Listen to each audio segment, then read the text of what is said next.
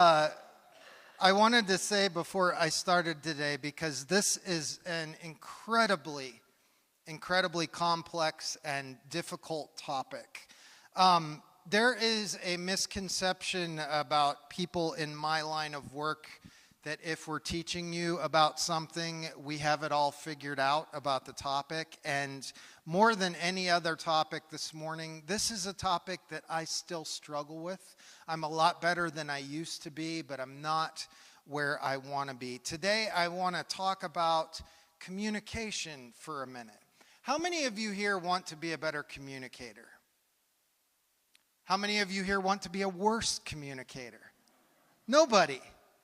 How many of you want to be more equipped in your life to have difficult conversations more effectively?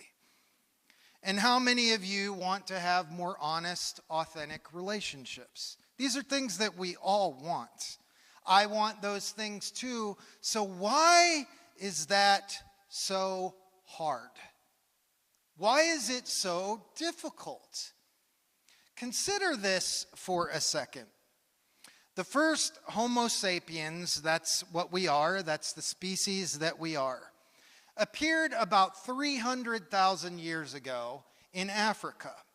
We don't know for certain when people first began using words. We only know that some languages like Akkadian and Egyptian and Sanskrit were the first to be written down roughly 5,000 years ago. This means that we have only been writing. Think about this. We've only been writing down things for about 2% of our history. It took us 295,000 years to start writing. Our first languages were what we would call sign language today. We were communicating with hand motions way back then. And along with that, we began mimicking nature sounds. Then we eventually started expressing ourselves through different tones and different clicks and different volumes. There is a wonderful article from UC Irvine. If you would like to read about all the nerdy things about how language developed, go to my Medium page. There's a link there for it. But now think about this. All of the different ways that we communicate with others living today. We have texting, we have email, we have emojis, we have sign language, we have codes, we have colors, sound, speech, tones, audio, video, books, memes, status updates, comments, direct messages, you can name more. And we've only had about 5,000 years to get used to communicating this way. And in terms of our evolution, that's about 20 minutes. That's why this is so hard. That's why communication is difficult, because we are still in the beginning stages of our evolution in how we communicate. How do I know this to be true? Because just a few minutes ago, everybody in this sanctuary raised their hands and said, I want to be better at communicating. Meaning that you have some sort of standard in your mind for what good communication is, but you think you're constantly falling short of it. That's because we're evolving. We just started learning this stuff 20 minutes ago. If we were fully evolved, we wouldn't be upset by that. We wouldn't be wanting to be better at communication. And if that's true, it means there is a road ahead of us where there is good work to do in ourselves. Work that if we take responsibility for it today, now, will actually improve the future life of our entire species. Jesus said this, be careful what you hear. Be careful what you hear. With what measure you give, it will be measured unto you, and more will be given to you. Jesus also said this, it is impossible but that offenses will come. But woe unto them through whom they come. I believe that one of the areas where we are currently becoming aware that we are still evolving is our comprehension of what is actually being said versus what is being heard. This is something we're all having to work on right now as a species. I remember when I was a younger pastor, I was working in Pittsburgh at the time, and a couple had come to see me for premarital counseling. They were still getting to know one another. They hadn't been engaged long, and because they were just learning each other, they were fighting a lot. And I asked them if they had anything they would like to discuss since our last visit. And he said, I felt like she has been mad at me for days, and I don't know why. And she responded, he told me I was fat, so I'm dealing with it, but it's really difficult for me.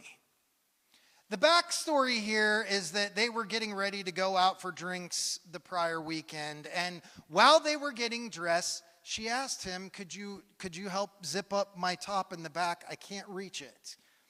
And the zipper wouldn't go any higher at a certain point. And he happened to say out loud while zipping her up that he didn't know if he could get it zipped without tearing the top.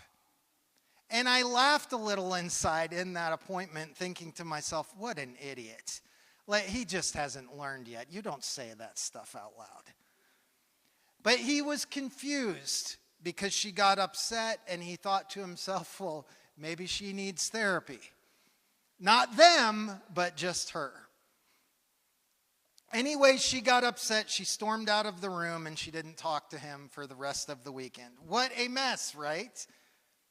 He said he didn't know if he could get the top zipped up the whole way, but she heard, you're too fat to fit in this top. And since I had been here before a million times, and I could tell they were trying their hardest, I tried to nudge them in the right direction. So I leaned over in his direction. I looked him straight in the eye, and I said, well, do you think she's fat?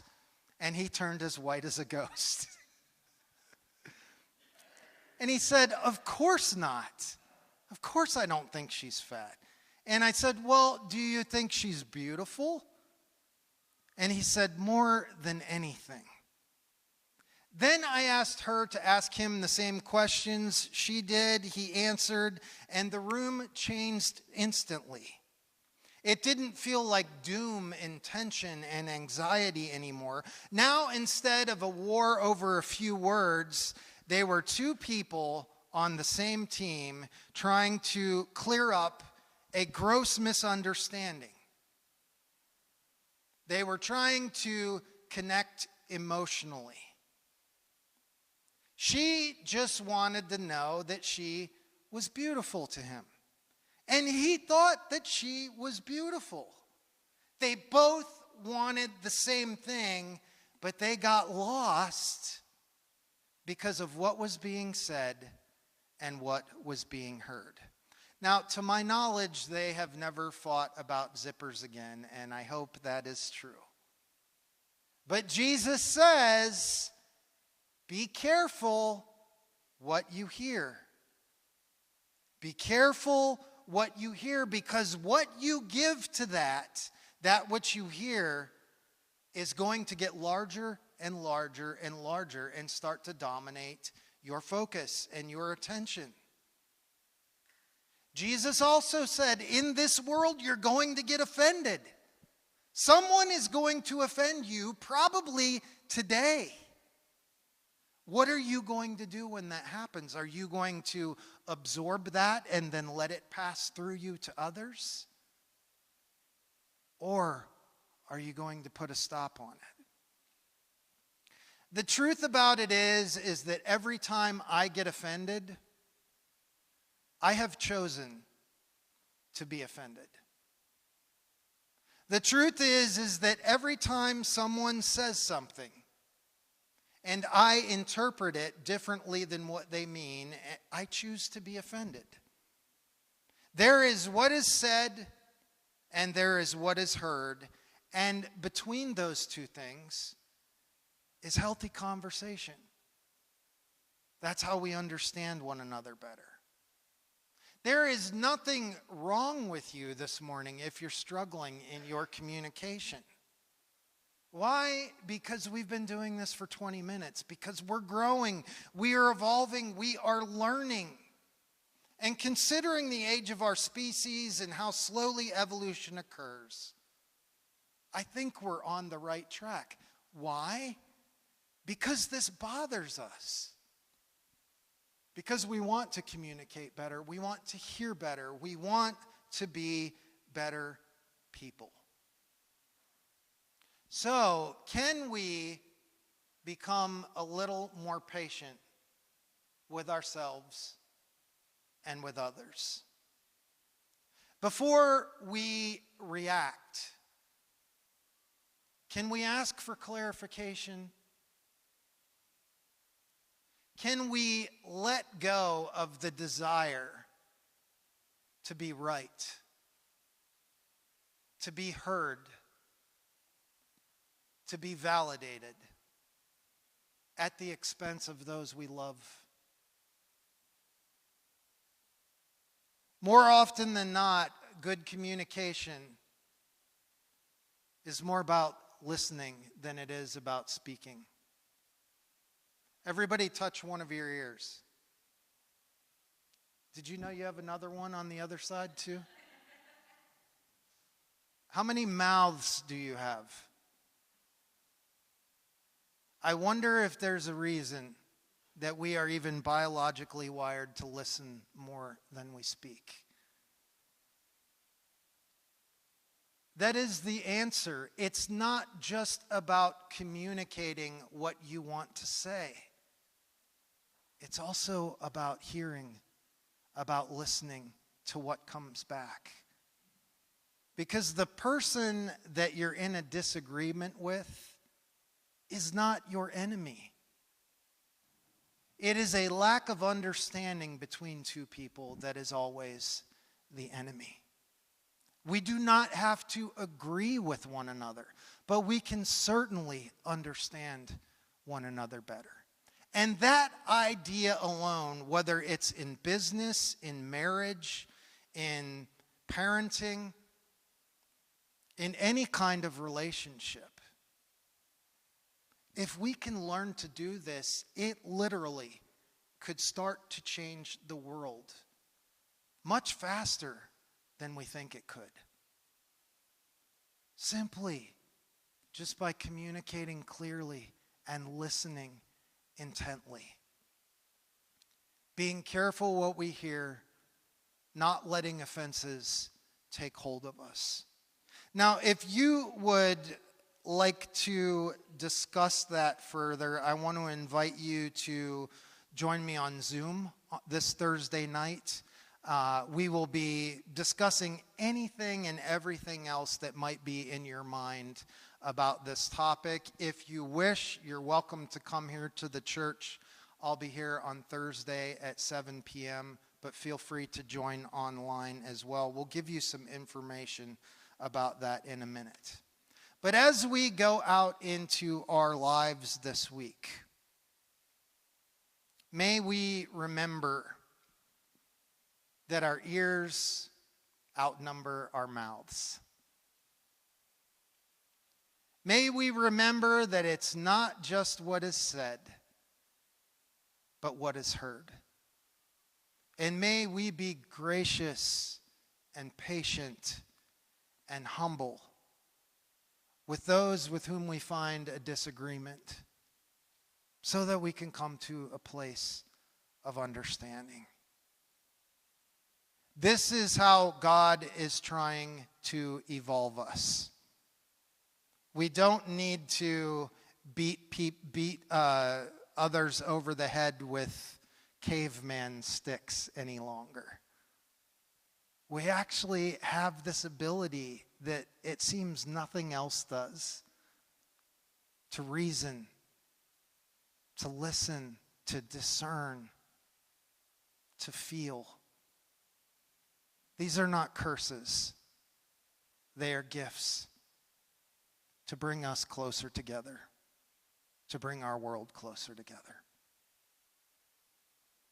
Let's pray.